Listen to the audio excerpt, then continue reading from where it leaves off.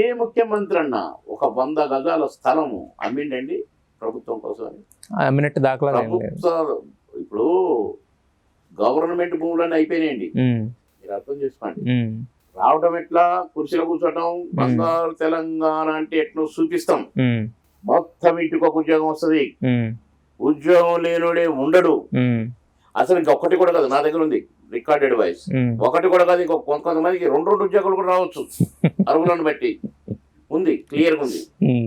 ఇది కాక బంగారు తెలంగాణ నిధులు, నీళ్లు, నియామకాలు అన్ని మన చేతుల్నే పని. మనం గీత గీసుడే, మనం చేసుడే. ధనిక రాష్ట్రం తెలంగాణ. ఈ తెలంగాణ మించిన ధనిక రాష్ట్రం భూమి మీద లేదు, రాదు, ఉండదు అన్నారు. అసెంబ్లీ సాక్షిగా కూడా మాట్లాడారు. శాసన సభలో, శాసనాలు తయారు చేసే సభలో ఈ అక్కడ మాట్లాడిన ప్రతి మాట ఫర్ ఎవర్ ఈ భూమి అంతకాలం ఉంటుంది.